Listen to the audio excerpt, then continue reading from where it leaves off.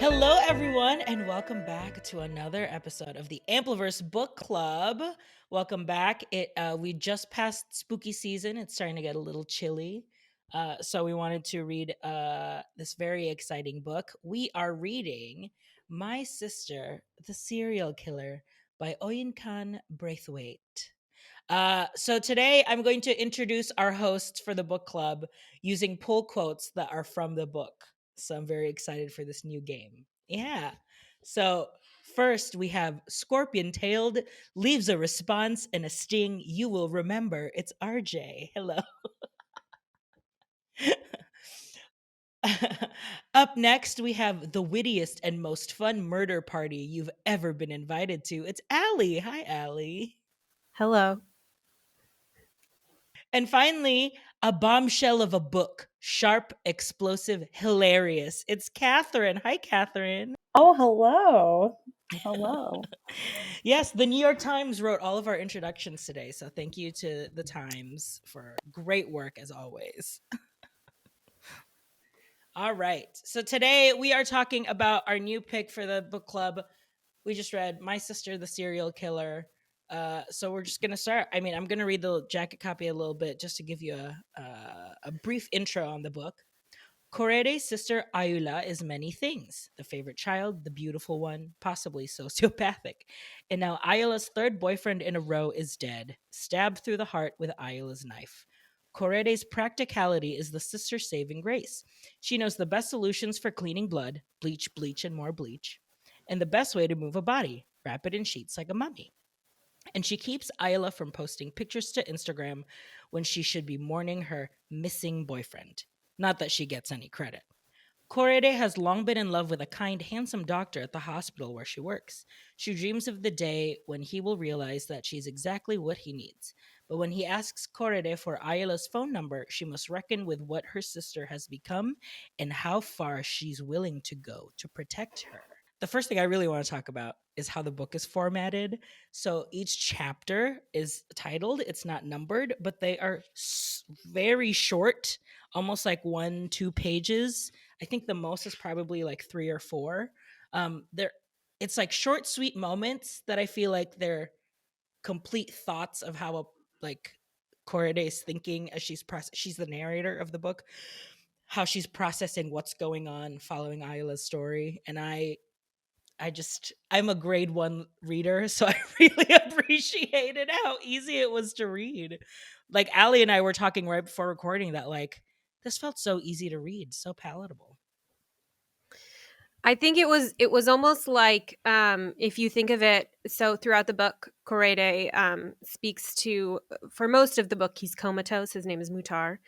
And Yes. it's almost like they're the snippets that she would have told him in the like little brief chances Oh. that she had throughout the day to like go into his room and talk to him. It was just like really short things here and there that like built Yeah. together, but it wasn't like a I mean, the narrative weaved together, but it was still just very, like you said, very like short, to the point Yeah.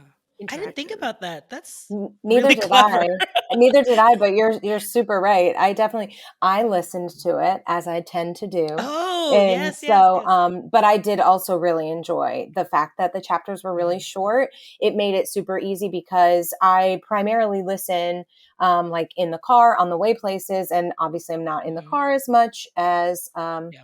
I once was. I work from home. And so, like, I was going to rehearsal, which was 8 minutes away. So it's like really easy to get to a stopping place when you're listening to. Oh, I'm curious like how you think I'm sure like listening to it, all of the dialogue is obviously a lot more effective because they probably used the dialect and the accents, correct? Because in the Yes. actual book, they wrote down the dialect, so it Oh, had all wow. those extra words in the Nice. accents. So like I think in my head I like did my best to like imagine what it would sound like.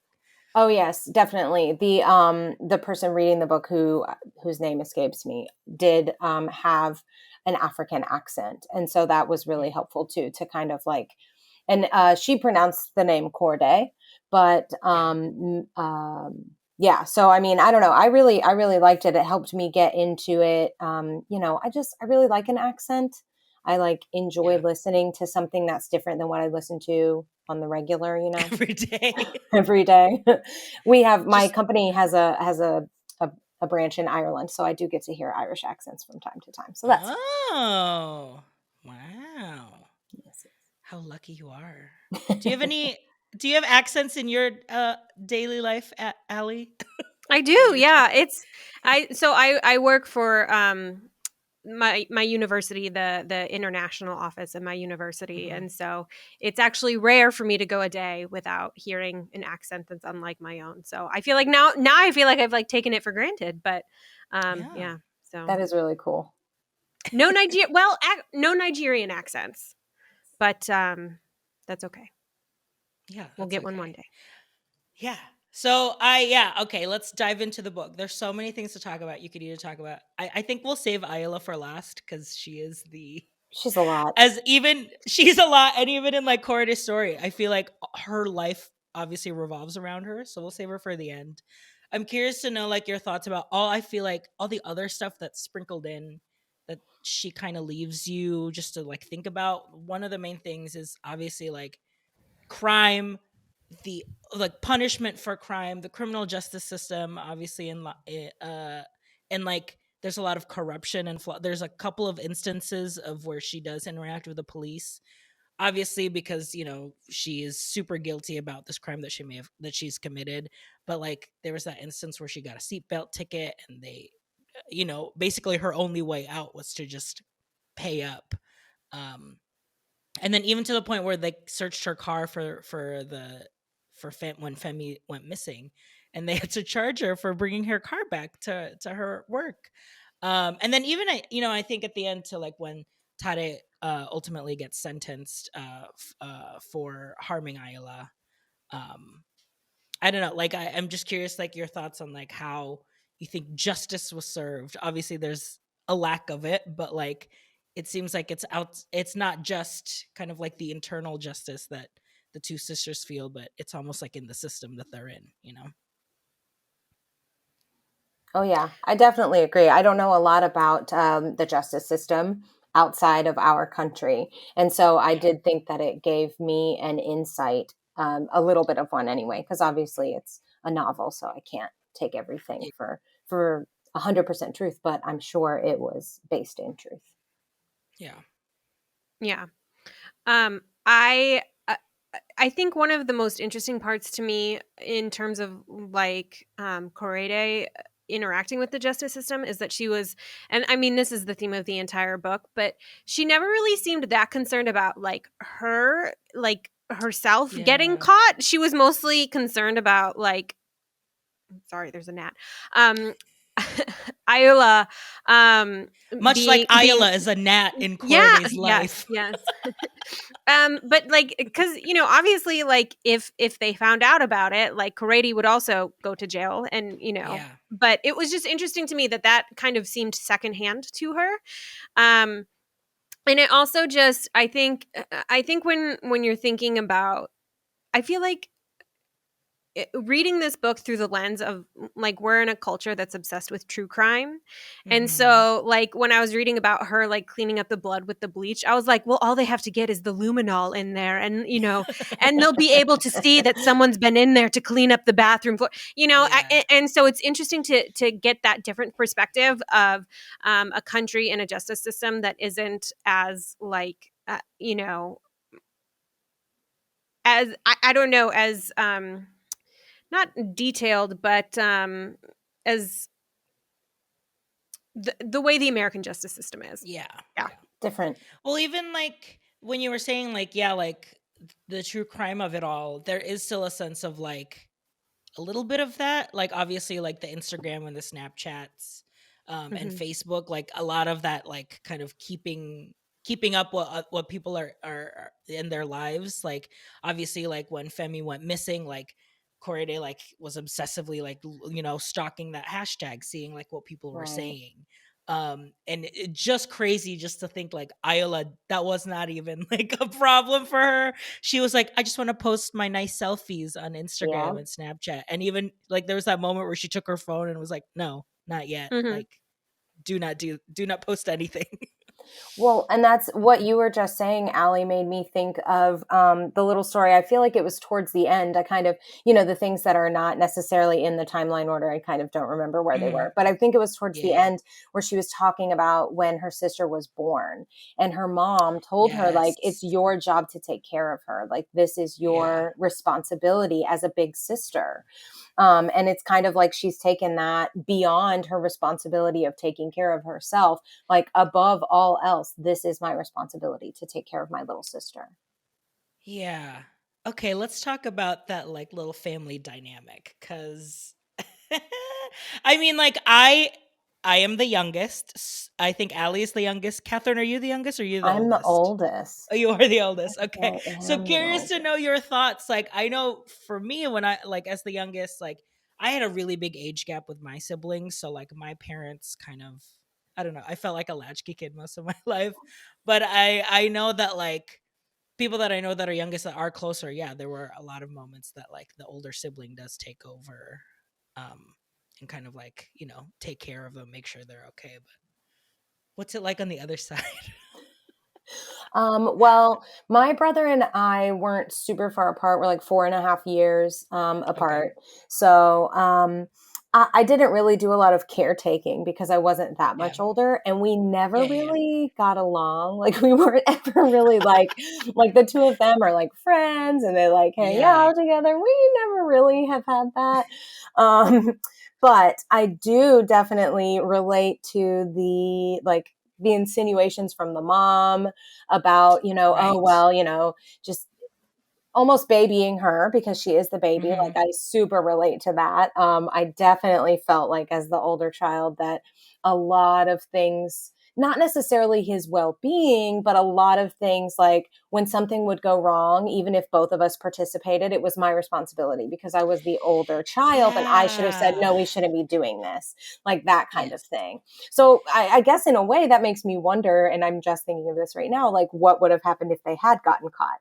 Would the mom Yeah. have been mad at Aiola or at Corday because Yeah. you didn't stop your sister from doing this? Like, what, like, this is on you.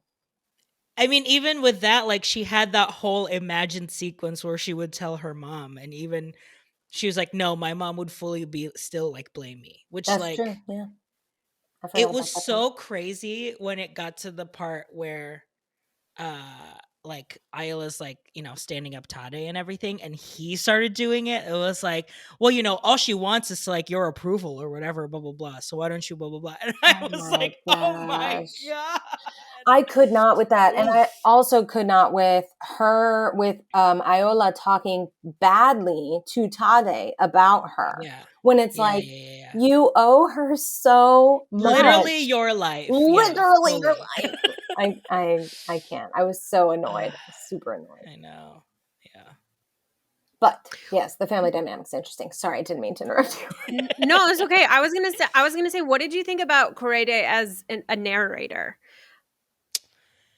I was really it was really interesting. I think like the idea of her like talking to this coma patient that's like her best friend because she can just talk. I like making that link when you said it. I think it has given me a better appreciation of her as a narrator because she just has so much like her world and how she functions is just be practical. You don't have time to think. You just have to like fix everything. She's a nurse. Like that is just my mom's a nurse, very much like this. And like I know like in the moments where we are like not like when my mom and I are like not kind of like being mom, son, being people in the world where she can just kind of like talk about her feelings and stuff.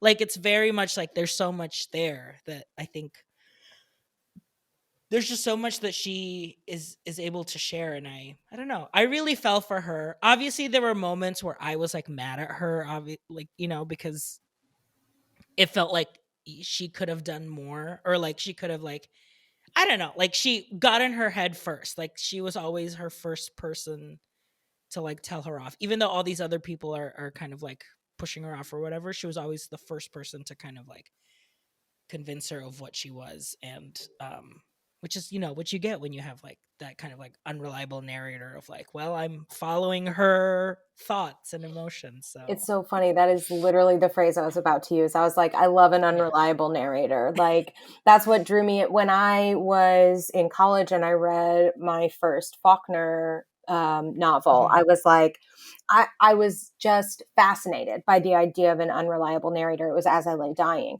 And to Yeah. have the different perspectives, I mean, obviously this book had a single perspective, but to have the different perspectives and people sharing the way that something happened in a completely different way from another person, Yeah. Yeah. at that, I fell in love with that. And so I did enjoy, I like going down the path with the character. I Mhm. like that kind of narrator. So I did enjoy that Yeah. aspect. Mhm. Yeah. I just thought it was so interesting that you kind of, I mean, you go into it being like, Aiola is kind of a mess. And like, she, in real, objectively, she probably was kind of a mess. But Yeah. like, so much of it was informed by this idea of like, she needs to be taken care of. She can't Mm. control her own actions. Like, that was like the beginning of the narrative was, I have to come in and clean up her messes.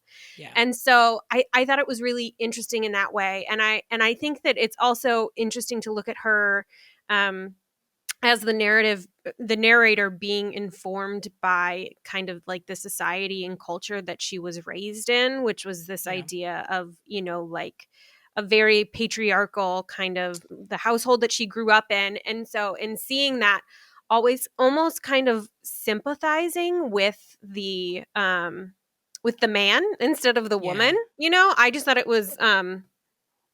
it was just interesting in that respect to me. Yeah, and what you said, Yeah. that was something I didn't think about. Like, as the unreliable narrator, it's like maybe Iola was built like this because of how much she was infantilized throughout her life, not only Yeah. by her mother but by her older sister, who took that on as part of their culture. So that's a good point that I hadn't considered. Yeah. I mean, like, the more, like, obviously, like, the first time she sees her, she says, like, she's a doll. And then, when the mom says, like, she's not a doll. But yeah, like, throughout her life, like, this idea of beauty and how it affects both of the sisters, because I feel like Aiola, because she was born with this beauty and like was always like automatically prescribed to how she should be treated by everyone, her mom, her sister, her dad, other men, like there's already that immediate like, oh, you're like you are either something I need to conquer or like something I need to protect. Like this just there's no in between for her. She is just only those two things for either a man or a woman. um and I just thought that was interesting because she, as a character, yes, it's sociopathy, but like she wove around that so like effortlessly, I think, in her time now. Obviously, you see like what happens, like how she is like obviously like beaten by her father, but also like almost essentially sold into like being a young wife. Um, but like all of that trauma leading up to her now, it's almost like what she knows best. Like she can turn it on and off. She knows what role she plays for people who, depending on who's looking at her, and that's why she gets away with everything that she does. And so yeah, it's that idea of like, is it her fault or is it the society's fault that has always treated her in a way, Yeah. And I mean, I could not believe that. I just, I don't know if we want to go here yet, so stop me if we don't. But No, let's do it. Let's do the it. like, I could not believe that in the end, she's like, bye, Tade. Like, that Yeah. Corday is like, whatever. Like, Yeah. I just knew that she was going to take that opportunity. You know what I mean? Because you can sense throughout the book that she's getting increasingly more aggravated with her sister, especially once Tade comes into the equation. And so I was Hmm. like, here's her chance. She's going to take it, but she doesn't. And Yeah. again, that's the thing, is like, that has to be not only familial but societal, that instead Yeah. of this person that I have always adored, that I know is a wonderful person, like, let me go the side of my family instead. Yeah. I was surprised. Do you did you want her to be with Corday? Yeah, Corday. Did you want Corday to end up with Tade? I don't know what I wanted. I was just along for the ride. I really don't know. I think that even though Aiola had a lot of issues, I think she was very insightful when she was like, he's only interested in looks. Like, she was 100% right. You know, the whole conversation when he told Korede that he was going to propose, and she was like, okay, well, what do you like about my sister? You know, like, what is it about her that makes you want to propose? I think so I think, you know, I wasn't at the beginning. I was like, "Oh, he sounds so nice," but by the end, I was like, "I'm not really rooting for you anymore." Yeah, I That's know. a good point. Well, in that conversation that you're talking about, that was an interesting moment for me too, because it wasn't, well, why do you want her?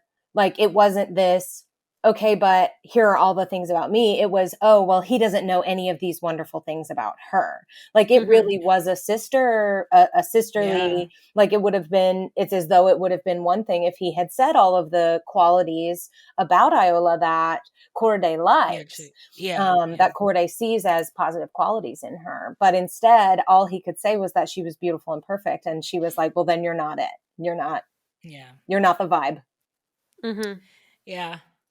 Yeah. It was kind of crazy how that turned out. Like, you just saw like, oh yeah, he is just like every other man that that has like fallen into Aiola's. And you know, you could even say like, maybe that's the goal. Aiola wants to find someone that can't be swayed by that, you know? But I don't know. I can't get into a mind of a serial killer. Let's talk about the hit list, okay? We had Peter in college. We had Femi. We had Boyega, who was like the rich man. Tade, who obviously didn't work. A potential fifth person, right, at the end. But the father, how did he die? That's a great question. I have the I was a same little question. confused.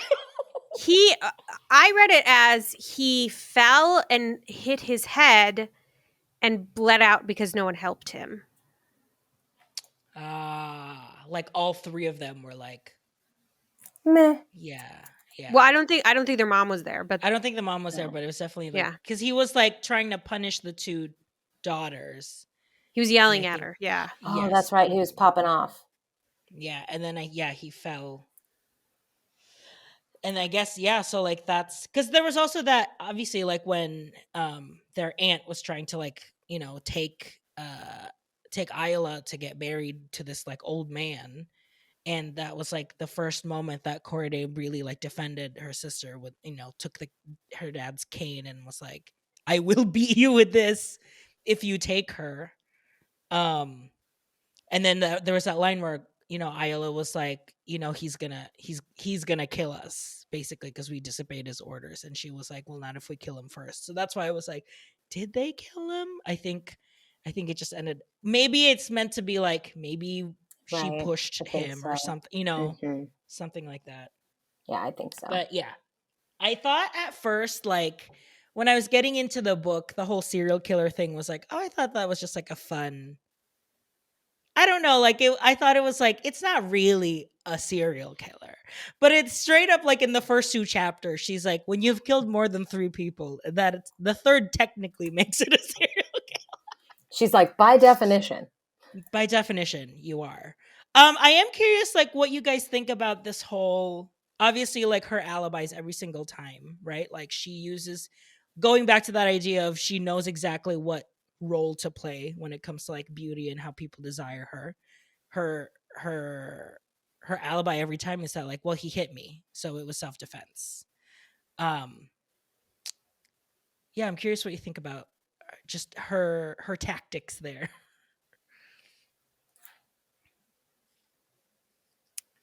Well, I mean, it's interesting to me that she uses it even with her sister.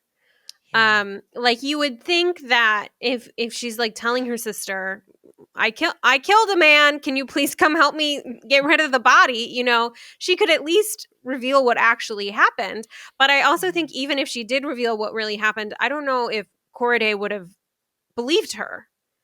Yeah. You know, I think that she was kind of set up to just think that whatever Aiola was saying was going to be crazy and far-fetched and whatever.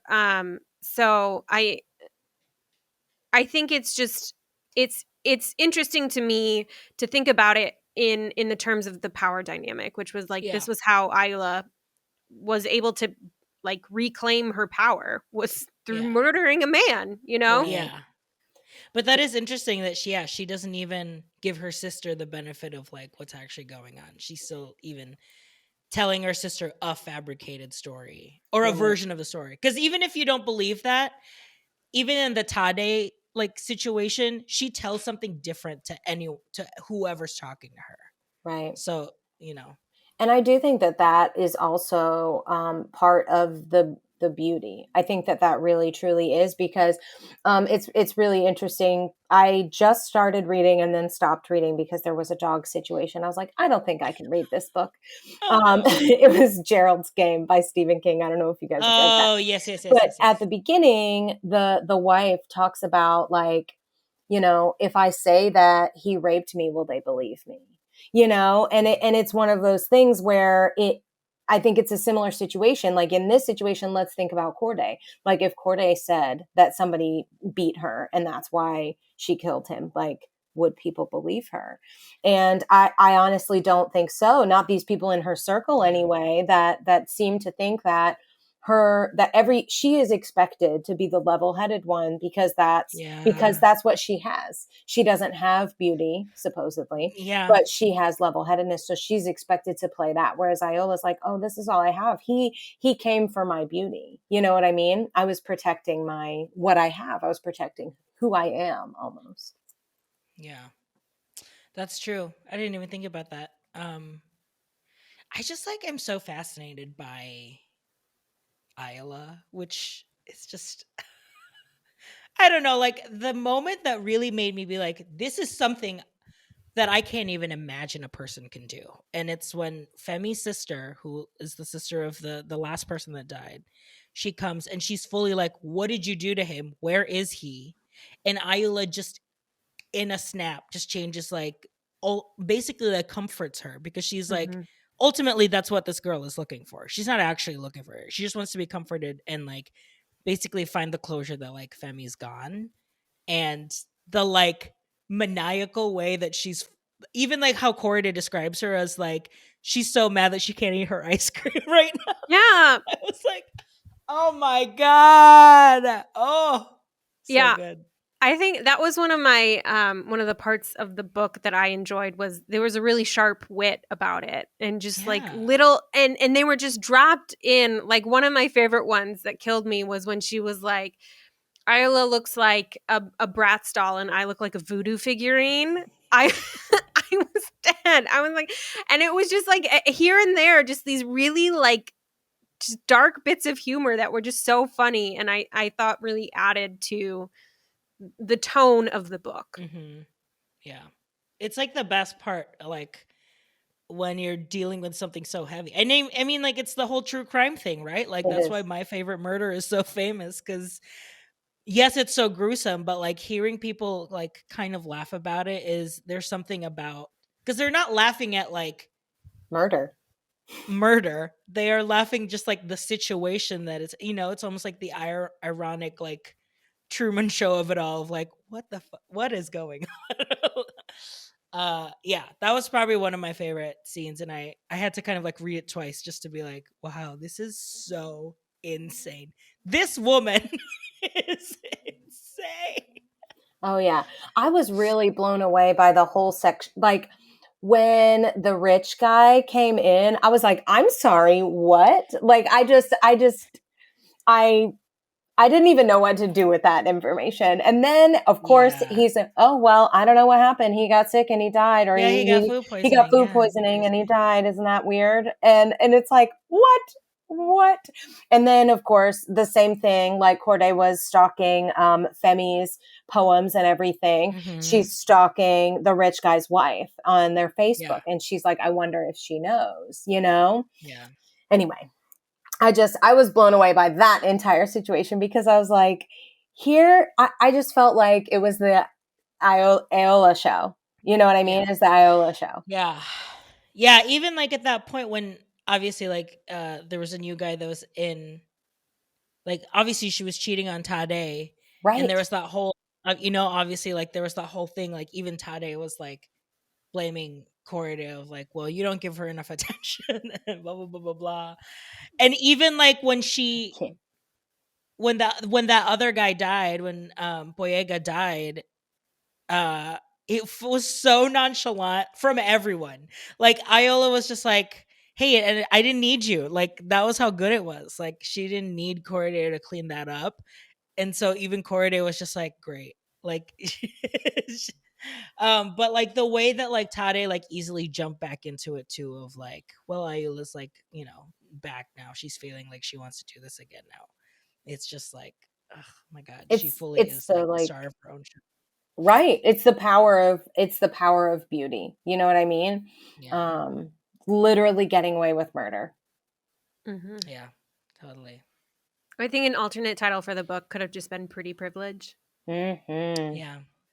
I also I just want to say too that I'm very particular about when people like when we do commentary on current society. So like all the Yeah. shows that are coming out now about like COVID, I'm like, do we really need this right now? But I do, in certain circumstances, I do really enjoy like talking about like social media influencers, because that's Mhm. Aiola was in that way. And so it reminded me, RJ, when we read What's Mine and Yours. Do you remember Margarita? Yes, the Margot? like middle It sister. Yes, Yeah, it yeah. reminded me a little bit of her, where there's just like this disconnect there where you're like, "What? You're not okay." And it's just Yeah. I love that kind of glimpse at like our are social media influencers sociopaths? But I mean, Yeah, they're like not. but But there's like it's just funny not, that yeah, kind of obviously like there's that feeling of like what it takes to be able to ignore every single yes. other part of your life in order to like Yep. portray this really like, look at what I'm A cooking right character. now, and having to be like Yeah. off frame like, what are we cooking? Oh Right. my god. Like Yes, yeah. Right. It's a Yes. mask. And when that's the mask that you wear that the whole world sees, like who's under that mask? You know, like if that's Yeah. all you're ever presenting, like, and if that's not you, you know what I mean? Like, Yeah. then who Yeah. are you? What's there? Yeah, I agree. That's the part when it gets tricky, obviously. It's like when what you're trying to present and perform is just to like please the people around you. And I think like obviously like we're getting a really extreme version because like from childhood, like they kind of had to do it to survive, right?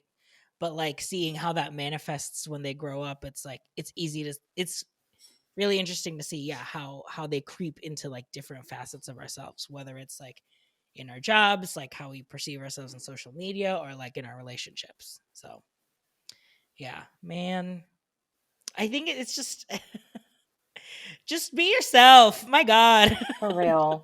It's exhausting to try to not be like, how do you keep up with that? I don't know. That is what I'm saying. If I was in Iola's shoes, I would be so exhausted every day to be like, what story did I tell you? What did I Who tell am I when I but talk to you? yeah, but like the thing is like she doesn't even care if she gets it wrong or whatever, because she knows she can, it's the pretty privilege. Yeah, like she knows Pretty she can get away with privileged. it because people just won't even assume that from her initially anyway. Mm-hmm. Uh yeah, so it's insane. Bless. People should be so lucky when they can pull that off. I'm too self-conscious to do that.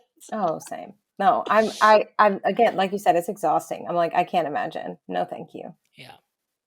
Um I guess one of the last things that I want to like ask is, can Korede stop her sister? Or is this their lot in life? I don't think she wants to. Hmm. Yeah. I agree. Yeah, I think that was like the big thing. Like obviously you think that she wants to, or that she's really trying, but truly as like you're reading the book, it's all in her head. It's just like what she wishes she could say or what she wishes she could do, but ultimately, yeah, she doesn't actively. I think the only time Here's she your really chance. defies, yes, the only time she truly defies trying to do something is when she's in that situation with Tade, not only being like, you don't want to marry her, she has hurt people. But even when she said that, like, Aiola already had implanted thoughts in Tade's mind anyway of like, she knew you would say that, or like she's like, she knows that that's how you feel about her, blah blah blah blah. And then even to when when she destroys the ring that he's going to engage to Aiola, that's kind of like really the only moment that you feel there is some sort of defiance. But Right, which is then, I mean, but that's building. You know what I mean? Like the ring is first, yeah, and then the moment where she lets it slip, and obviously the conversations with Mutar after he wakes up, like somebody else knows, and then at the end it's like, oh, she got there in time. Tade's not dead, and then instead mhm, she rolls on Tade instead, yeah, and so I was shocked. yeah. Can I forgot there was one thing that I wanted to mention that we haven't talked about, which are her coworkers, the nurses, which I felt were like this fun, like Greek chorus. Oh, Yes, Like absolutely, they were the reacting. Ronettes. yes, Yes. absolutely. I loved it. I don't have much more to say about it other than that, but I just felt like we couldn't go through this without mentioning them Agreed. Yeah. because Yeah, they were because there fun. was like They a were fun. sense of like they would tease each other, but still all followed the like hierarchy of, the nursing whatever. Like obviously they still like listened to her when she finally became head nurse. They kind of like stopped teasing her, but when they were all kind of just in the same level, everyone was teasing everyone. And um that's like my mom is a nurse, and her closest friends obviously are her coworkers, because there is that sense of like, I can't believe we have to do this. Like Right. we gotta make sure our patients don't like soil themselves. Like there's that sense of like, In the we're in the deep trenches. trenches. Yes, we're in the Mhm. trenches of it. So it's like, then it's not, and nothing is serious in that way. So it is kind of like a fun juxtaposition, even when like Aiola sometimes like like jumps in and like it's like, let's have lunch or whatever. It's just like all the nurses like have a great time about it, and there's so much in Corrida's head like, now people are gonna like compare us, blah blah blah blah. But they're all like, who cares? Like, go have lunch. Right. And they're also like, wait, you have a Okay. sister? Yeah, Mhm. I know. It's like, oh, I had no idea. I know. I definitely had a good time with them too. I did feel bad that like the guy that was cleaning the Yes. janitor Yeah. Muhammad had to get fired, but Collateral damage. Right. collateral damage. And that's also an interesting point too, because like Corday is obsessed with cleanliness, of course, like clearly. Yeah. Mhm. But also it's like, to some extent, I almost feel like she's projecting how she feels about herself onto Muhammad, even though with herself, Mhm. it's not outward appearance. And with him, it Yeah. is. But it's at the same time, it's like they're kind of parallel almost, Yeah. Yeah. Um, because he's not this. She's like, why do they want him? You Yeah. know, you know. That So was I'm like, crazy when they were literally physically fighting. I was like, I had to go back. I was like, wait, who are these two? Oh, it's just the other nurses fighting about this one the guy with the janitor. dirty water, yeah. Yep. Uh, it was so much fun.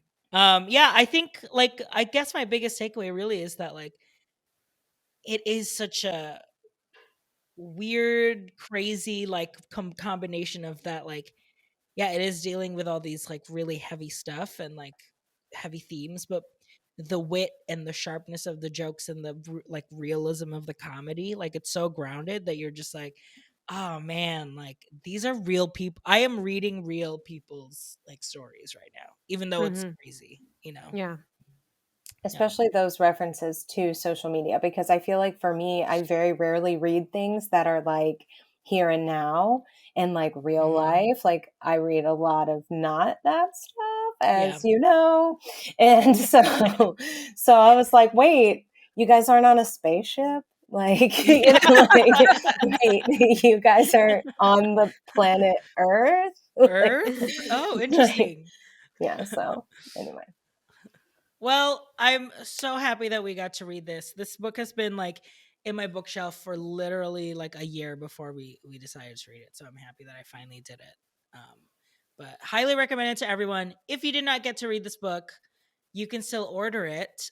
We are officially an affiliate of bookshop.org, so you can order this book and all of the Ampliverse Book Club books on our link, bookshop.org/shop/the Ampliverse. Obviously, we'll post that down in the show notes below.